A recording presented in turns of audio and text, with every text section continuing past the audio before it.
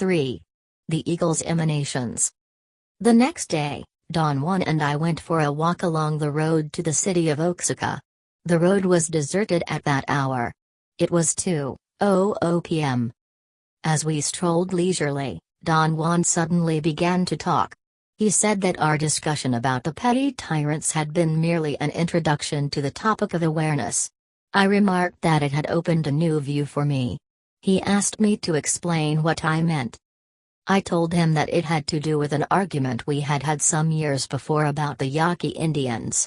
In the course of his teachings for the right side, he had tried to tell me about the advantages that the Yaquas could find in being oppressed. I had passionately argued that there were no possible advantages in the wretched conditions in which they lived.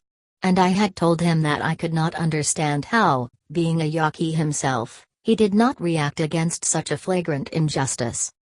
He had listened attentively. Then, when I was sure he was going to defend his point, he agreed that the conditions of the Yaqui Indians were indeed wretched.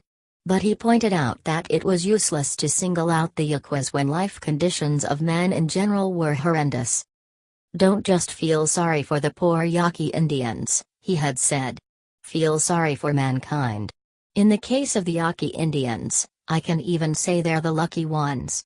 They are oppressed, and because of that, some of them may come out triumphant in the end.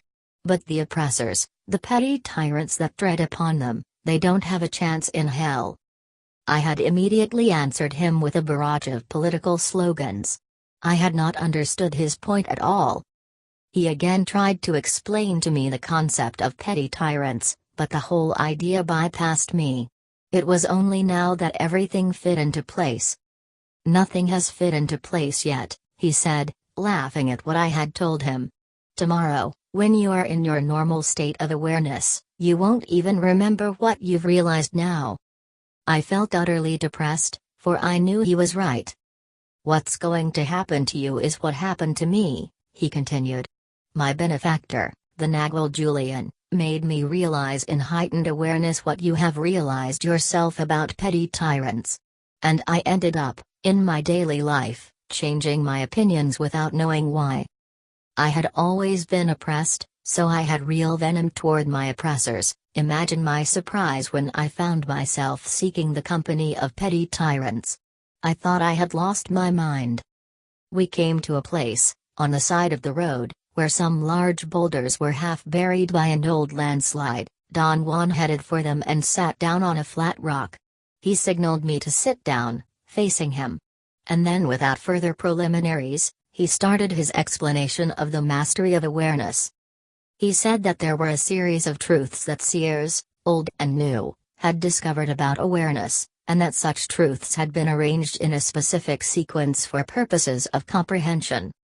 He explained that the mastery of awareness consisted in internalizing the total sequence of such truths. The first truth, he said, was that our familiarity with the world we perceive compels us to believe that we are surrounded by objects, existing by themselves and as themselves, just as we perceive them, whereas, in fact, there is no world of objects, but a universe of the eagle's emanations. He told me then that before he could explain the eagle's emanations, he had to talk about the known, the unknown, and the unknowable. Most of the truths about awareness were discovered by the old seers, he said. But the order in which they were arranged had been worked out by the new seers. And without that order those truths were nearly incomprehensible. He said that not to seek order was one of the great mistakes that the ancient seers made. A deadly consequence of that mistake was their assumption that the unknown and the unknowable are the same thing. It was up to the new seers to correct that error. They set up boundaries and define the unknown as something that is veiled from man, shrouded perhaps by a terrifying context, but which, nonetheless, is within man's reach. The unknown becomes the known at a given time. The unknowable, on the other hand, is the indescribable, the unthinkable, the unrealizable. It is something that will never be known to us, and yet it is there, dazzling and at the same time horrifying in its vastness. How can seers make the distinction between the two? I asked. There is a simple rule of thumb, he said. In the face of the unknown, man is adventurous. It is a quality of the unknown to give us a sense of hope and happiness. Man feels robust, exhilarated. Even the apprehension that it arouses is very fulfilling. The new seers saw that man is at his best in the face of the unknown. He said that whenever what is taken to be the unknown turns out to be the unknowable, the results are disastrous. Seers feel drained, confused. A terrible oppression takes possession of them. Their bodies lose tone, their reasoning and sobriety wander away aimlessly, for the unknowable has no energizing effects whatsoever. It is not within human reach, therefore, it should not be intruded upon foolishly or even prudently. The new seers realized that they had to be prepared to pay exorbitant prices for the faintest contact with it. Don Juan explained that the new seers had had formidable barriers of tradition to overcome. At the time when the new cycle began, none of them knew for certain which procedures of their immense tradition were the right ones and which were not. Obviously, something had gone wrong with the ancient seers, but the new seers did not know what. They began by assuming that everything their predecessors had done was erroneous. Those ancient seers had been the masters of conjecture. They had, for one thing, assumed that their proficiency in seeing was a safeguard. They thought that they were untouchable, that is, until the invaders smashed them, and put most of them to horrendous deaths. The ancient seers had no protection whatsoever, despite their total certainty that they were invulnerable. The new seers did not waste their time in speculations about what went wrong. Instead, they began to map the unknown in order to separate it from the unknowable. How did they map the unknown, Don Juan? I asked. Through the controlled use of seeing, he replied. I said that what I had meant to ask was, what was entailed in mapping the unknown? He answered that mapping the unknown means making it available to our perception. By steadily practicing seeing, the new seers found that the unknown and the known are really on the same footing, because both are within the reach of human perception. Seers, in fact, can leave the known at a given moment and enter into the unknown. Whatever is beyond our capacity to perceive is the unknowable. And the distinction between it and the knowable is crucial. Confusing the two would put seers in a most precarious position whenever they are confronted with the unknowable. When this happened to the ancient seers, Don Juan went on, they thought their procedures had gone haywire. It never occurred to them that most of what's out there is beyond our comprehension. It was a terrifying error of judgment on their part, for which they paid dearly. What happened after the distinction between the unknown and the unknowable was realized? I asked. The new cycle began, he replied. That distinction is the frontier between the old and the new. Everything that the new seers have done stems from understanding that distinction. Don Juan said that seeing was the crucial element in both the destruction of the ancient seers' world and in the reconstruction of the new view. It was through seeing that the new seers discovered certain undeniable facts, which they used to arrive at certain conclusions, revolutionary to them, about the nature of man and the world. These conclusions, which made the new cycle possible, were the truths about awareness he was explaining to me. Don Juan asked me to accompany him to the center of town for a stroll around the square. On our way, we began to talk about machines and delicate instruments. He said that instruments are extensions of our senses, and I maintain that there are instruments that are not in that category, because they perform functions that we are not physiologically capable of performing. Our senses are capable of everything, he asserted. I can tell you offhand that there are instruments that can detect radio waves that come from outer space, I said. Our senses cannot detect radio waves. I have a different idea, he said. I think our senses can detect everything we are surrounded by. What about the case of ultrasonic sounds? I insisted. We don't have the organic equipment to hear them. It is the seer's conviction that we've tapped a very small portion of ourselves, he replied. He immersed himself in thought for a while as if he were trying to decide what to say next. Then he smiled. The first truth about awareness, as I have already told you, he began, is that the world out there is not really as we think it is. We think it is a world of objects and it's not. He paused as if to measure the effect of his words. I told him that I agreed with his premise, because everything could be reduced to being a field of energy. He said that I was merely intuiting a truth, and that to reason it out was not to verify it. He was not interested in my agreement or disagreement, he said, but in my attempt to comprehend what was involved in that truth. You cannot witness fields of energy, he went on. Not as an average man, that is. Now, if you were able to see them, you would be a seer, in which case you would be explaining the truths about awareness. Do you understand what I mean? He went on to say that conclusions arrived at through reasoning had very little or no influence in altering the course of our lives. Hence, the countless examples of people who have the clearest convictions and yet act diametrically against them time and time again, and have as the only explanation for their behavior the idea that to err is human. The first truth is that the world is as it looks and yet it isn't, he went on. It's not as solid and real as our perception has been led to believe, but it isn't a mirage either. The world is not an illusion, as it has been said to be, it's real on the one hand, and unreal on the other. Pay close attention to this, for it must be understood, not just accepted. We perceive. This is a hard fact. But what we perceive is not a fact of the same kind, because we learn what to perceive. Something out there is affecting our senses. This is the part that is real. The unreal part is what our senses tell us is there. Take a mountain, for instance. Our senses tell us that it is an object. It has size, color, form. We even have categories of mountains, and they are downright accurate. Nothing wrong with that. The flaw is simply that it has never occurred to us that our senses play only a superficial role. Our senses perceive the way they do because a specific feature of our awareness forces them to do so. I began to agree with him again, but not because I wanted to, for I had not quite understood his point. Rather, I was reacting to a threatening situation. He made me stop. I've used the term the world, Don Juan went on, to mean everything that surrounds us. I have a better term, of course, but it would be quite incomprehensible to you. Seers say that we think there is a world of objects out there only because of our awareness. But what's really out there are the eagle's emanations, fluid, forever in motion, and yet unchanged, eternal.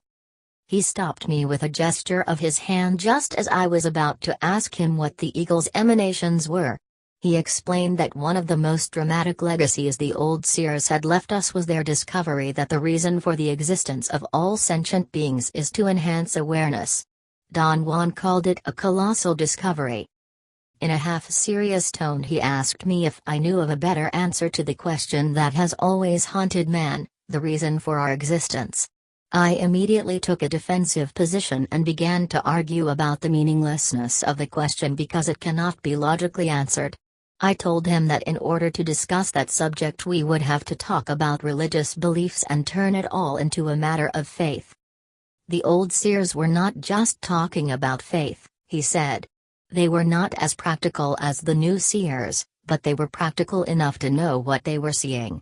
What I was trying to point out to you with that question, which has rattled you so badly, is that our rationality alone cannot come up with an answer about the reason for our existence.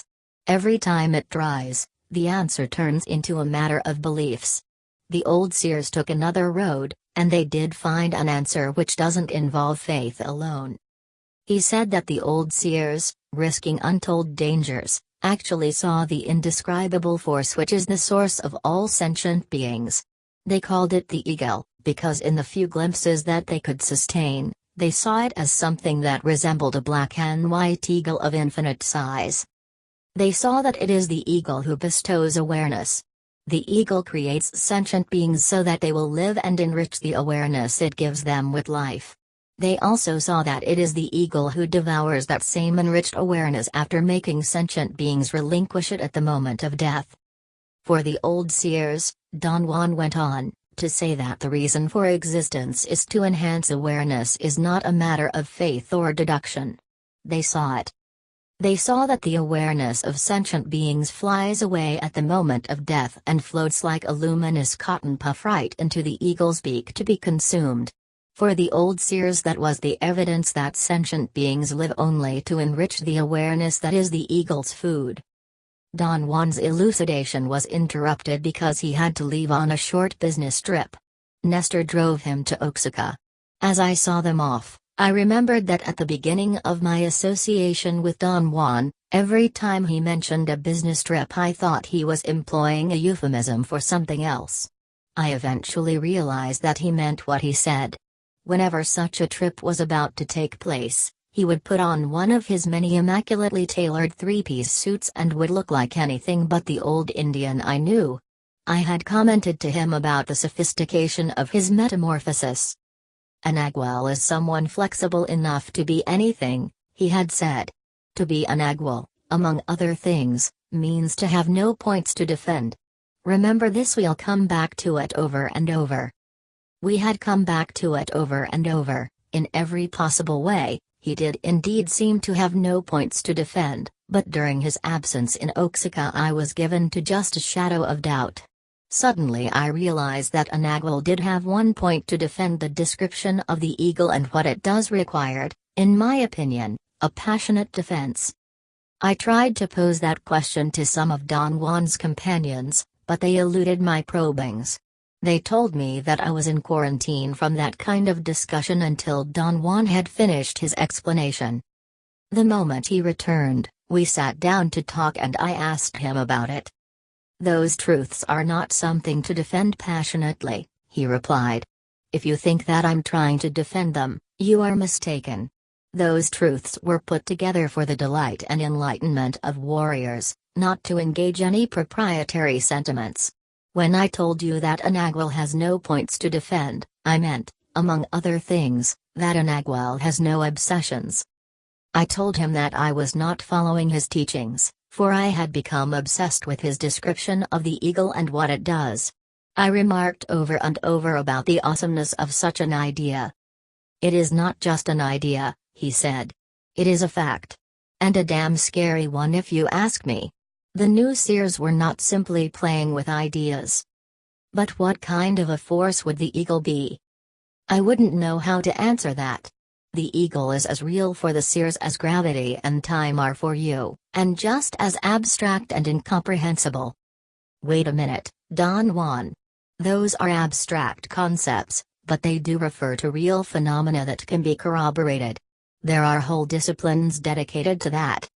The eagle and its emanations are equally corroboratable, Don Juan retorted. And the discipline of the new seers is dedicated to doing just that. I asked him to explain what the eagle's emanations are. He said that the eagle's emanations are an immutable thing in itself, which engulfs everything that exists, the knowable and the unknowable. There is no way to describe in words what the eagle's emanations really are, Don Juan continued. A seer must witness them. Have you witnessed them yourself, Don Juan? Of course I have, and yet I can't tell you what they are. They are a presence, almost a mass of sorts, a pressure that creates a dazzling sensation. One can catch only a glimpse of them, as one can catch only a glimpse of the eagle itself. Would you say, Don Juan, that the eagle is the source of the emanations? It goes without saying that the eagle is the source of its emanations. I meant to ask if that is so visually. There is nothing visual about the eagle. The entire body of a seer senses the eagle. There is something in all of us that can make us witness with our entire body. Seers explain the act of seeing the eagle in very simple terms. Because man is composed of the eagle's emanations, man need only revert back to his components. The problem arises with man's awareness, it is his awareness that becomes entangled and confused. At the crucial moment when it should be a simple case of the emanations acknowledging themselves, man's awareness is compelled to interpret. The result is a vision of the eagle and the eagle's emanations. But there is no eagle and no eagle's emanations. What is out there is something that no living creature can grasp. I asked him if the source of the emanations was called the eagle because eagles in general have important attributes. This is simply the case of something unknowable vaguely resembling something known, he replied. On account of that, there have certainly been attempts to imbue eagles with attributes they don't have. But that always happens when impressionable people learn to perform acts that require great sobriety. Seers come in all sizes and shapes. Do you mean to say that there are different kinds of seers? No. I mean that there are scores of imbeciles who become seers. Seers are human beings full of foibles, or rather, human beings full of foibles are capable of becoming seers. Just as in the case of miserable people who become superb scientists. The characteristic of miserable seers is that they are willing to forget the wonder of the world. They become overwhelmed by the fact that they see and believe that it's their genius that counts. A seer must be a paragon in order to override the nearly invincible laxness of our human condition. More important than seeing itself is what seers do with what they see. What do you mean by that, Don Juan? Look at what some seers have done to us. We are stuck with their vision of an eagle that rules us and devours us at the moment of our death. He said that there is a definite laxness in that version, and that personally he did not appreciate the idea of something devouring us. For him, it would be more accurate to say that there is a force that attracts our consciousness, much as a magnet attracts iron shavings. At the moment of dying, all of our being disintegrates under the attraction of that immense force. That such an event was interpreted as the eagle devouring us he found grotesque, because it turns an indescribable act into something as mundane as eating. I'm a very average man, I said. The description of an eagle that devours us had a great impact on me. The real impact can't be measured until the moment when you see it yourself, he said. But you must bear in mind that our flaws remain with us even after we become seers. So when you see that force, you may very well agree with the lax seers who called it the eagle, as I did myself. On the other hand, you may not. You may resist the temptation to ascribe human attributes to what is incomprehensible, and actually improvise a new name for it, a more accurate one. Seers who see the eagle's emanations often call them commands, Don Juan said. I wouldn't mind calling them commands myself if I hadn't got used to calling them emanations. It was a reaction to my benefactor's preference, for him they were commands. I thought that term was more in keeping with his forceful personality than with mine. I wanted something impersonal. Commands sounds too human to me, but that's what they really are, commands. Don Juan said that to see the eagle's emanations is to court disaster. The new seers soon discovered the tremendous difficulties involved, and only after great tribulations in trying to map the unknown and separate it from the unknowable did they realize that everything is made out of the eagle's emanations. Only a small portion of those emanations is within reach of human awareness, and that small portion is still further reduced, to a minute fraction, by the constraints of our daily lives. That minute fraction of the eagle's emanations is the known, the small portion within possible reach of human awareness is the unknown, and the incalculable rest is the unknowable. He went on to say that the new seers, being pragmatically oriented, became immediately cognizant of the compelling power of the emanations. They realize that all living creatures are forced to employ the eagle's emanations without ever knowing what they are. They also realize that organisms are constructed to grasp a certain range of those emanations and that every species has a definite range. The emanations exert great pressure on organisms, and through that pressure organisms construct their perceivable world. In our case, as human beings, Don Juan said, we employ those emanations and interpret them as reality. But what man senses is such a small portion of the eagle's emanations that it's ridiculous to put much stock in our perceptions, and yet it isn't possible for us to disregard our perceptions. The new seers found this out the hard way after courting tremendous dangers. Don Juan was sitting where he usually sat in the large room. Ordinarily there was no furniture in that room, people sat on mats on the floor, but Carol, the Nagua woman, had managed to furnish it with very comfortable armchairs for the sessions when she and I took turns reading to him from the works of Spanish-speaking poets. I want you to be very aware of what we are doing, he said as soon as I sat down. We are discussing the mastery of awareness. The truths we're discussing are the principles of that mastery. He added that in his teachings for the right side he had demonstrated those principles to my normal awareness with the help of one of his seer companions, Genna-Uro, and that Genna-Uro had played around with my awareness with all the humor and irreverence for which the new seers were known. Genna-Uro is the one who should be here telling you about the eagle, he said, except that his versions are too irreverent. He thinks that the seers who called that forth the eagle were either very stupid or were making a grand joke, because eagles not only lay eggs, they also lay herds. Don Juan laughed and said that he found Genna-Uro's comments so appropriate that he couldn't resist laughter. He added that if the new seers had been the ones to describe the eagle, the description would certainly have been made half in fun. I told Don Juan that on one level I took the eagle as a poetic image, and as such it delighted me, but on another level I took it literally, and that terrified me. One of the greatest forces in the lives of warriors is fear, he said. It spurs them to learn.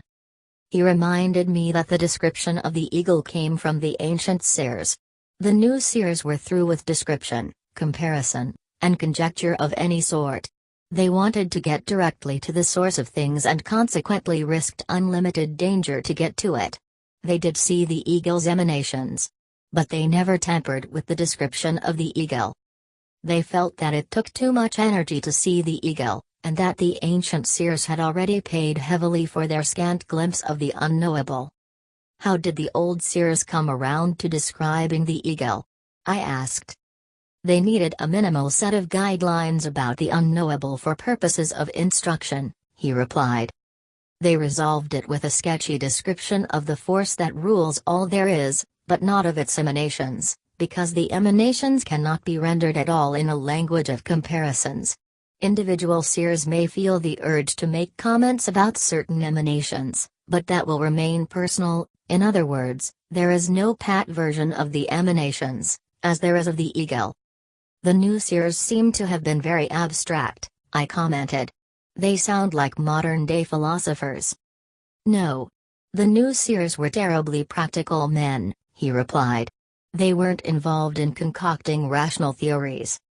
He said that the ancient seers were the ones who were the abstract thinkers. They built monumental edifices of abstractions proper to them and their time. And just like the modern-day philosophers, they were not at all in control of their concatenations. The new seers, on the other hand, imbued with practicality, were able to see a flux of emanations and to see how man and other living beings utilize them to construct their perceivable world. How are those emanations utilized by man, Don Juan? It's so simple it sounds idiotic. For a seer, men are luminous beings. Our luminosity is made up of that portion of the eagle's emanations which is encased in our egg-like cocoon. That particular portion, that handful of emanations that is encased, is what makes us men. To perceive is to match the emanations contained inside our cocoon with those that are outside. Seers can see, for instance, the emanations inside any living creature and can tell which of the outside emanations would match them. Are the emanations like beams of light? I asked. No. Not at all. That would be too simple. They are something indescribable. And yet, my personal comment would be to say that they are like filaments of light. What's incomprehensible to normal awareness is that the filaments are aware. I can't tell you what that means, because I don't know what I am saying. All I can tell you with my personal comments is that the filaments are aware of themselves, alive and vibrating, that there are so many of them that numbers have no meaning and that each of them is an eternity in itself.